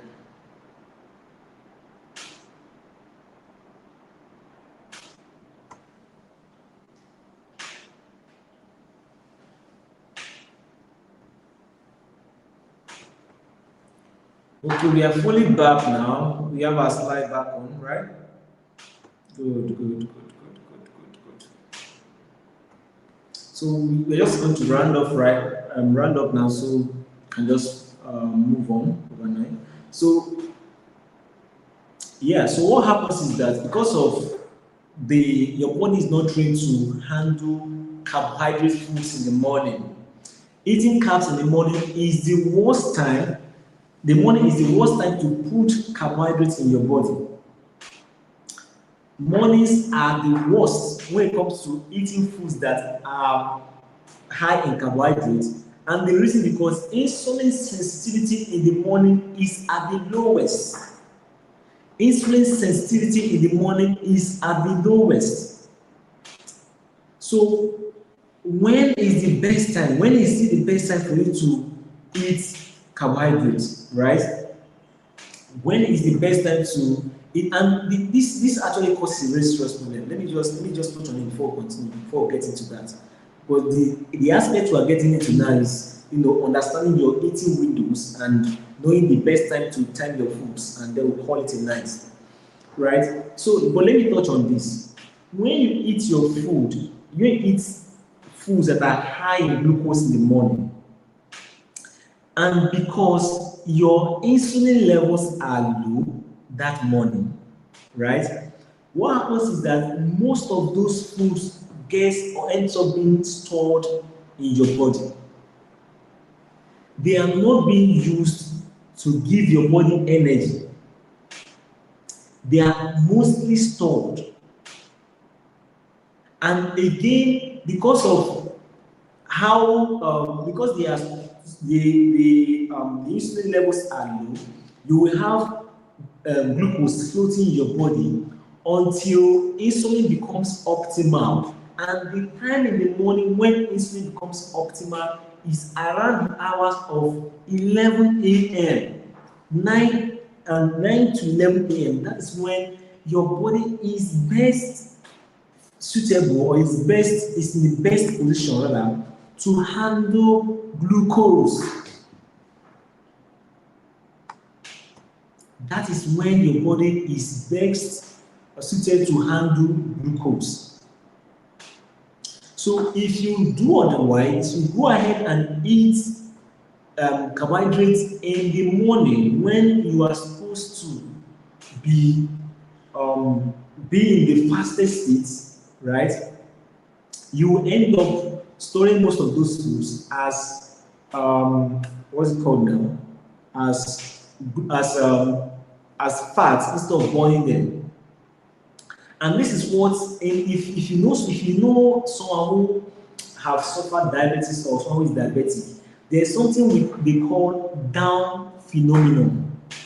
Down phenomenon. Down phenomenon is caused when your blood sugar level stays high over a very long period of time. Your morning blood sugar levels when it stays high over a long period of time. Now, what most people don't understand is this: everyone has a level of down phenomenon. Everyone has a level of down phenomenon. In healthy people, right, that down phenomenon is mild. It's mild, so and controlled. But for someone who is insulin resistant, and most people who are struggling with their weight are insulin resistant, that is what they don't understand. I was talking to someone a few days ago, and I told her that based on what she presented, the issue she was faced with, I told her she has insulin resistance. And she was asking me, she was telling me that how she has gone for checkup, and they say their blood sugar levels are normal. I told her, yeah, your blood sugar levels are normal, but that doesn't mean that you don't have insulin resistance. Let me tell you how it works in the medical sector, right? Medicine, the modern medicine which we are practicing right now, is designed to treat symptoms. So if you present yourself with symptoms of diabetes, you are given metformin to help you coat that symptom of diabetes. If you present yourself with symptoms of high blood pressure, you are given I think it's lisinopril to help you coat that symptoms. If you present yourself with symptoms of malaria, you are given drugs to treat the malaria. So the modern medicine is designed to treat symptoms. It is not designed to, if there's no symptoms, if you're not presenting any symptoms, it can't help you. You have to present. So that is why there's no test for insulin resistance, because there's no symptoms. You will think you are healthy. And the problem is this, the real problem is this: before you become diabetic, it all starts from insulin resistance. When you hear someone becomes diabetic tomorrow, it did not start from, if it takes 14 years for a healthy person to go from being healthy to being diabetic. And you have insulin resistance. From insulin resistance, you have pre-diabetics. From pre-diabetic to being to full-blown diabetes. It takes a whole lot of process. But at the stage of insulin resistance, there's no cure. There's no right. You don't present any symptoms, and so therefore it cannot be treated and it cannot be detected correctly. And that is the problem most people face. So because you are not having any of those problems, you will think you are healthy, while you are not. You will think you are healthy, while you are not. So this Down phenomenon that is popular among those that are diabetic, it affects every person. But the problem is that for a healthy person, for instance, that Down phenomenon is mad. For someone who is insulin resistant, it is a bit stronger. Why for someone who is diabetic? Because in the case of diabetes, right, your body is no longer responding to insulin at all. Your body is no longer responding to insulin at all. So because your body is not responding to insulin at all, you have issues. with moving that glucose away from your body, and that is why it becomes exaggerated and problematic for those who are diabetic. Is that making sense? So let's get down into the whole points, right? Let's talk about how do you control. No, let's talk about how do you properly time your meals, right? Now that you understand how your hormones works, you understand how ghrelin works. Because the problem with ghrelin people is that they feel like hunger is something that controls them. Now you now understand that you are the one that controls hunger. Hunger does not control you. You understand the hormones, how your hormones work. You understand how your circadian rhythm, how each of these hormones are at their optimal best. Let us now talk about how do you work with your body to control them. So let's start with nights, right? How do you eat at night? The most important criteria for your dinner, you have three most important criteria for your dinner. Write it down, write it down. Before you eat dinner, ask yourself these three questions. The first question is this. Are you ready? Is it too late? Is it too large? Is it too carb heavy? If it is too late, don't eat your dinner. If it is too, you are not supposed to eat dinner after this class, by the way. So you are expected to have eaten dinner. And if you haven't eaten dinner, drink water. And I promise you, you won't die tonight. If you do it for 3 days, if you stop eating by 6 p.m. every evening and do it for 3 days, I have told you that anything you do 3 days consecutively, it becomes your new baseline. Do it for 3 days and you will become someone that is their last meal by 6 p.m. So for your dinner, the best hours to write it, these are not my slides, you have to write it down. The best hours to eat your dinner is 6 to 7 p.m. So you are supposed to have your dinner 3 to 4 hours before your bedtime.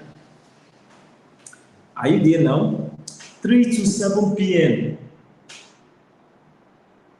If you want faster results, you have to extend it. The more you extend it, the faster your result. There's this particular study I came across before this class that actually studies people that stop eating their dinner by 3 p.m. If you see the kind of results that they got from that study. But I know for most people, to stop eating dinner by 3 p.m. is not easy. It's not going to be easy stuff, but it's doable. If you can do it, do it. But if you can't, if you can stop eating your dinner by 5 p.m., right, you will notice significant improvement in your results.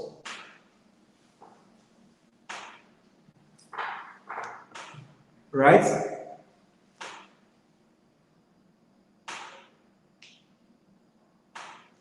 Is it too late? Is it too large? Is it too carb heavy? Come and check out this for me. So those are the three requirements that must be met for you to eat your dinner. Are you there? So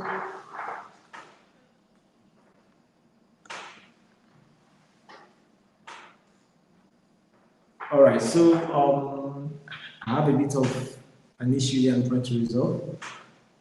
Okay, so is it too heavy? Is it too large? Is it too carb heavy? Those are the three requirements that must be met, right?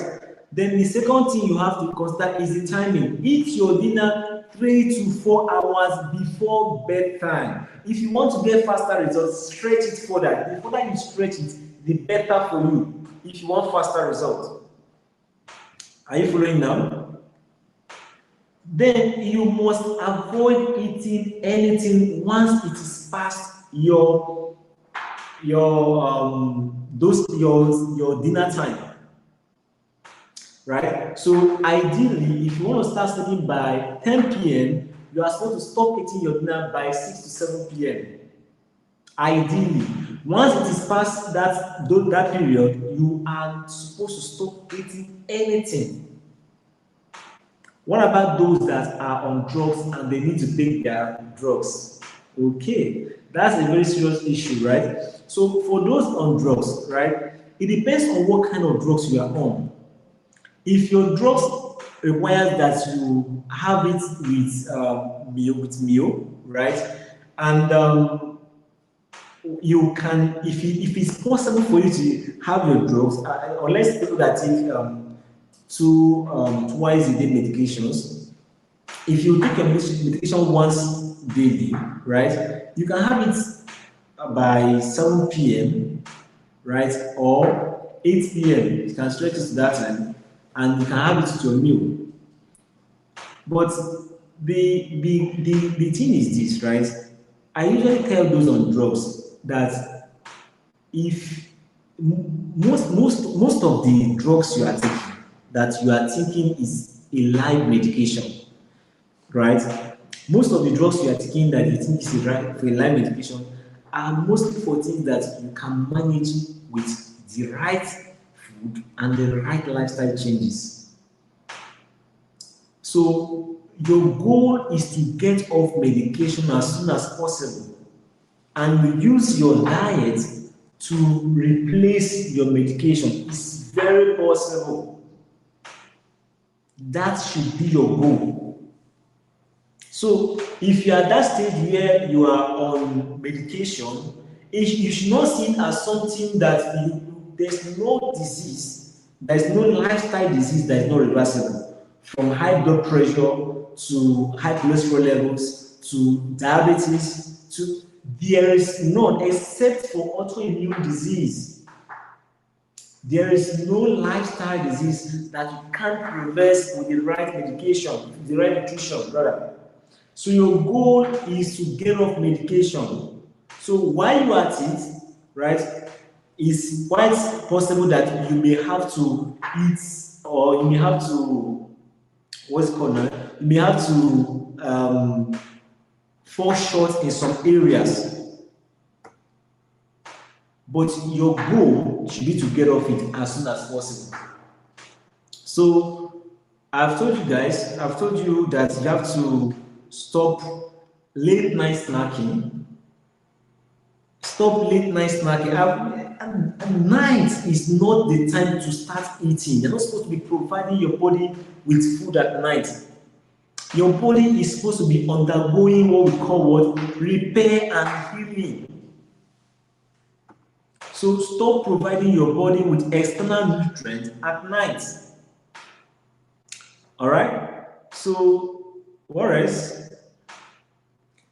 Fix your last meal size. Your dinner is not supposed to be large. If you are eating dinner, which is your last meal for the day, you are not eating it because you want to go to farm. You are not going to work. You're not going to do anything strenuous. So why are you eating a large meal for dinner? It doesn't make sense. You should focus more on optimizing your dinner to provide you with the essential nutrients you need to heal. So the best thing you can do for your dinner is to cut off all forms of high carbohydrates. They should not be part of your dinner. Any form of your dinner should mostly, you should have you should have protein, because your body needs protein to repair worn-out cells and to heal your body. So you have to prioritize protein. You have to prioritize healthy fats, very important, and you have to prioritize fiber. Those are your major priorities at night. So never eat by the clock, eat by your own signals. There is this person that was telling me last week about how he had an interview to attend and he needs to eat early in the morning to attend the interview. So I was asking him, are you hungry by this time? He said, no, he's not hungry, but by so time he'll be hungry. So he's eating now so that by that time he won't be hungry. But that's not how it works. You are not supposed to eat by the clock. You are supposed to eat by your hormones. That should be what determines when you eat, not the clock. If you are not hungry, don't eat. That's just what I mean. If you are not hungry, don't eat. There's no reason to eat if you are not hungry. Sorry, I keep going to the screen. Right? Then sleep for 7 to 9 hours is very important. The reason why most people are struggling with chronic diseases and they are, placed on live medications, or they feel like they feel like they have to be on medication for the rest of their life because they are not optimizing their nutrition and their sleep. It is when you sleep that your body heals. It is when you keep that. You don't understand how sleep is. If I used to tell people when they leave the country to places like UK, US, Nigerians, we always want to meet up, and they will, gather shifts. They used to do shift jobs, so they will gather night shifts and try to meet up and try to. I told them that, do you know that you are not just sacrificing your sleep, you are sacrificing your life just to make money. For what? So I usually tell them, if you are doing shift job, your priority should be to get off that shift job as soon as possible. That should be your priority. Try to get off that shift job as soon as possible. All those night jobs, your body. Haven't you wondered why most white people don't take up those jobs? It's usually blacks that take up such jobs. Come on, think about it. Think about it. It's not always about the money. I know things are going on, but then, so I'm not saying you shouldn't try to settle in at that stage, but your goal should not be to be doing night shifts throughout your stay in UK, US, and the rest of them. Your goal should be to get off such night shifts as soon as possible. Someone says it's the money, but then at the detriment of your health. Remember, it's just your life. Then, another thing that can help you with timing your meals correctly at night is to have closing hours for your kitchen. Please, how many of you have hours when you close your kitchen? As a rule in the house, if you don't have it, at the end of this live masterclass, go and call all your family members together and tell them, you guys reach an agreement about the time that the kitchen closes. You should close your kitchen. Your kitchen is not a place where you can ease access at any time for food. There's someone said recently in my house here. So I told them, look, I don't want any food if you're going to make any dinner, right, before 7 p.m. or not before 7 p.m., make sure it is ready. So one day I did something, right? They thought it was a joke. They thought it was not being talked because it's something that I noticed that most times there is no reason for delay in dinner. It's just that people, they just don't plan right. So something happened one day. They were making dinner, and it was past 7. And I came down, got to the kitchen, and I see they're making dinner. I said, okay, what's going on? Dinner. What's time? 7 to 7:15. So based on an agreement, the stove was turned off, the food was just kept there. I think it was kept in the fridge, and the kitchen was locked. I think after that night, everybody adjusted, and dinner before 7 p.m. dinner is served, and everyone is gone their normal lives. That is how it should be. You should have closing hours for your kitchen. Right? So now, the 3 golden windows of eating. Now, write this one down. This one is for you. The 3 golden hours for eating. Write it down. In the morning, the best time to eat in the morning is between the hours of 9 a.m. to 11 a.m. That is when your body is able to what make use of your glucose sensitivities at the highest, your insulin sensitivity is at the highest, 9 a.m. to 11 a.m. But during these hours, don't eat carbs if you want to get results. Don't eat carbs. Don't eat food that are high in carbohydrates. Focus on eating protein with a healthy fat and fiber. That should be your focus in this time. The next best time to eat is from the hours of 2 p.m. to 4 p.m. in the afternoon. This is the best time to eat your largest meal for the day.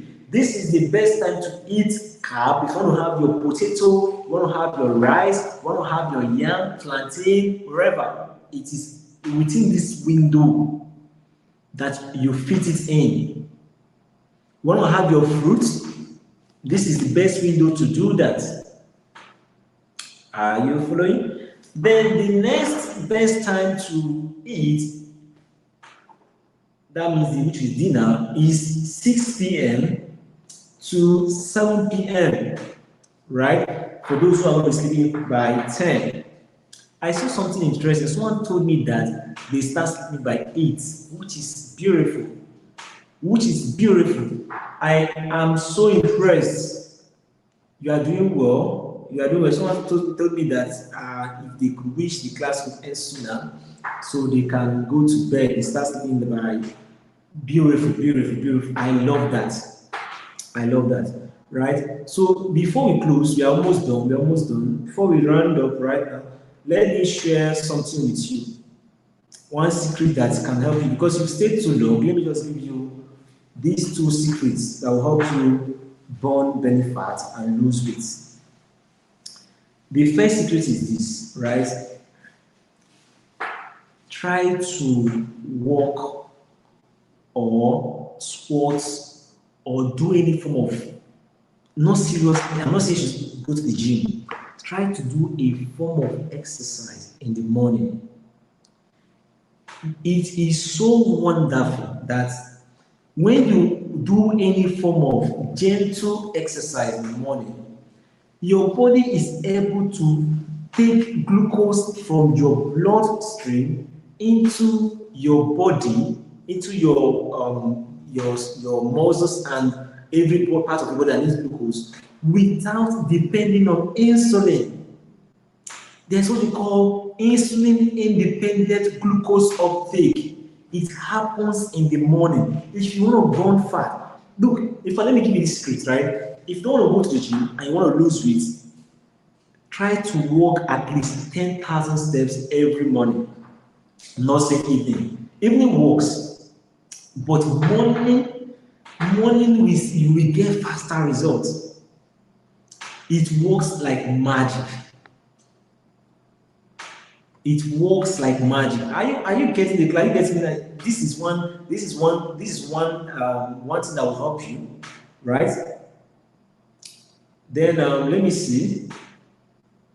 There are several things I wanted to share, but it was like we can't continue the class. It's late, and I need to recover. Okay. So that's it, right? That. Then always face your meals. So look at it, right? Whenever you eat, wait 4 to 5 hours before your next meal. Beautiful. Wait 4 to 5 hours before your next meal. So, ladies and gentlemen, I think this is where the class ends tonight. This is where the class ends tonight, and I wish I can continue. There are several things I wanted to cover, but for those who are inside Lose It Well Academy, I will tell my team to create the PDF of most of the points that I didn't cover, so you guys can go through it. It's just a list of things you can do to properly time your dinner, your lunch, and your breakfast. I'll get those across to you.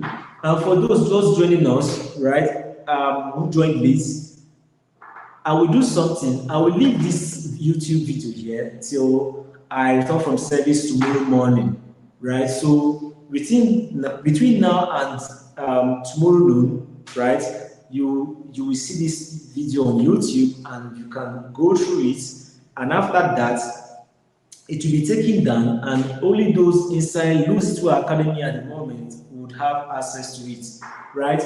And there is a special class coming up next month for the Xmas Body Bootcamp. We are having a special class next month for the Xmas Body Bootcamp. That's going to be one of the best classes ever because I'm going to be sharing with you the secrets to burn belly fat, right? So let me see. Let me check the comments. Let me check if you have questions. Now would be a good time to drop it because the last time I was live, I didn't take any question, and some persons were not comfortable with that. So, okay, so I say, how do I join the group? Okay, right now you cannot join the SMAS, you cannot join Useful Academy, but we have SMAS Body Bootcamp coming up. And okay, yes, for the SMAS Body Bootcamp, I will be dropping the details, account details, and information in the live masterclass group after tonight. You can go there and get the details of how to join the Xmas Body Bootcamp. In that bootcamp, I'm hosting a special live class on belly fat, specific belly fat. I'm going to be listing out everything you can do to lose belly fat in 40 days. If you follow the guideline that I will be giving at the end of the live masterclass, I'll give you a guide, a blueprint, which you will now use to lose belly fat in 40 days. It doesn't matter whatever you've tried in the past. If you follow that guide, right, you will notice a slimmer tummy in 40 days. So it's especially available to those who are in the Xmas Body Bootcamp. Oh, I think by now at least over 100% should have signed up by now, right? But it's just 15,000 naira for the first 100. But for tonight, for the sake of those who haven't signed up and those who are part of this class tonight, I will.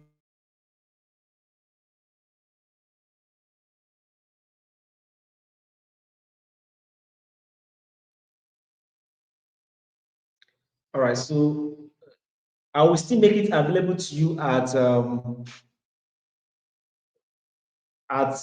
15,000 naira, excuse me, instead of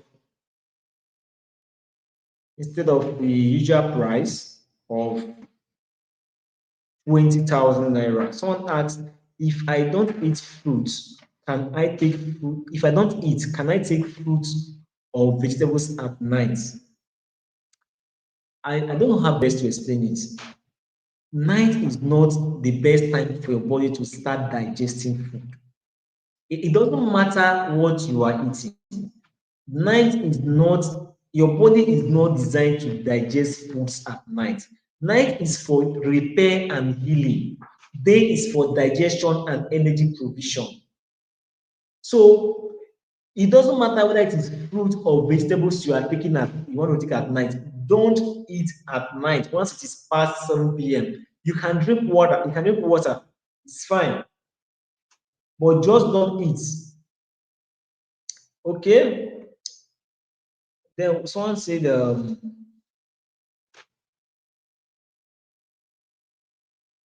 please, what's the time frame for carbs? If you want to eat carbs, eat it at between the hours of 2 p.m. to 4 p.m. 2 p.m. to 4 p.m. That is the best time to have your carbs. Reason because number one, your insulin is very good at that point, and number two, you have the remaining hours before night to actually use up the energy. So if you any day you eat carbohydrate in the afternoon, make sure you go for at least 45 minutes walk at night.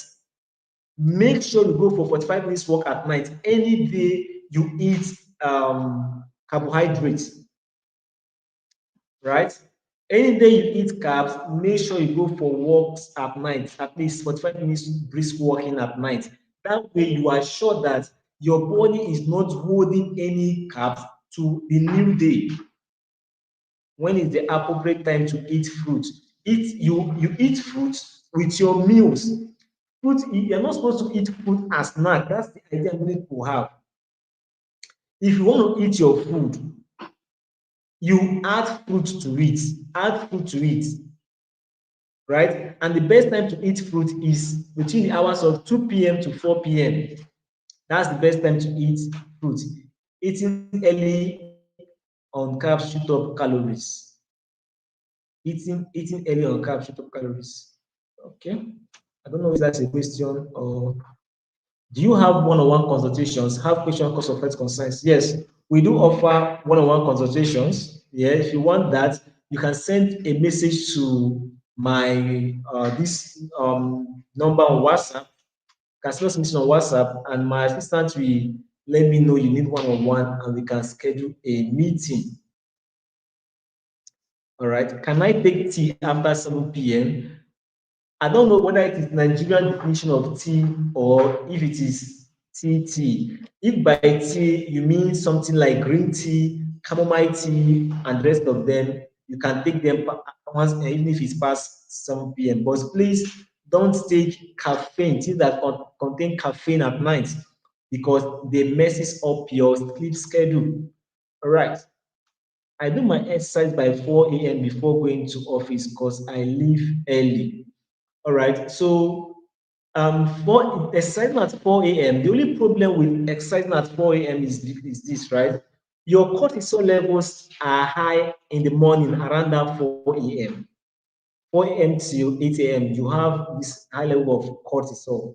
So if you exercise, depending on the kind of exercise you do, you may even increase the cortisol level higher, and that might be a problem.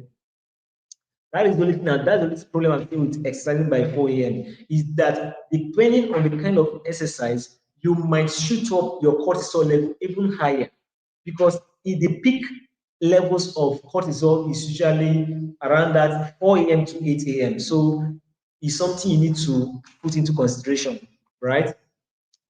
Let me see.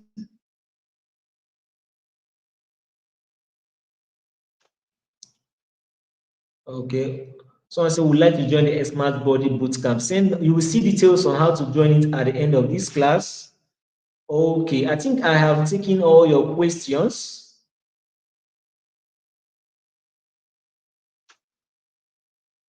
I think I've taken all the questions I can see here. All right, so what of the people that goes to work, right? People that goes to work, of course, you can do your if you about if you want to exercise, right? You can exercise in the evening. Because can we work out in here? We can exercise in the evening. Yeah, it works. If you go to work, you can do your exercise in the evening. But if you can take morning walk, if you can take morning walk, it will help you a lot. It will help you. What is cortisol? Okay, so I think you joined the class late. Cortisol is the hormone that wakes you up. That's what cortisol does. It wakes you up. So when you what wakes you up is cortisol. So within the hours of 4 a.m. to 8 a.m., the levels tend to go high to help you wake up. All right. So I think I have done a little bit of, I didn't cover as much as I could because, okay, 10,000 steps before workout. All right. So wake up in the morning, right? And if you can wake up by 6, if you can walk from 6 to 7, right, a.m. in the morning, you would have covered at least 6,000 steps. If you walk for an hour, depending on if I do brisk walk, right, and I'm usually careful with it anyway because Okay, because I'm kind of mesomorph. My body type is mesomorph. I don't want to. I didn't get into that part, those conversations anyway about your body type and all that. I know we won't have much time to cover it. So if you walk for 1 hour straight, you wake up in the morning and you walk for 1 hour, you will have covered 6,000 steps, right? If you are paying on your base, you cover 6,000 to 7,000 steps, right? So within the other hours, you can do it intentional. You can be intentional with it, right? You can decide to do 1,000 walks every 1 hour before. So you by 8 you do a 1,000 steps. By 9 you do 1,000 steps, and by 10 you do 1,000 steps, and then plus the 1 hour of work you had in the morning, you would have at least hit 10,000 steps. That's how you hit 10,000 steps. Morning walk should be what hour? Morning walk should be what hour? Okay, anytime before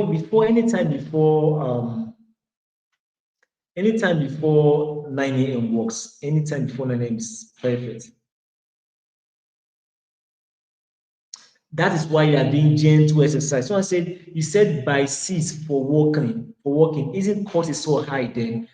So that is why you are doing gentle exercise. Gentle. Walking is not a strenuous exercise. It's not going to skyrocket your cortisol levels. So walking is not, it's a gentle exercise. It's not strenuous. So it's not going to, skyrocket your cortisol levels. All right. So someone said you said by 6 for walking, is it cortisol high? Then no. It's not, walking would not increase your cortisol levels because it is gentle on the body.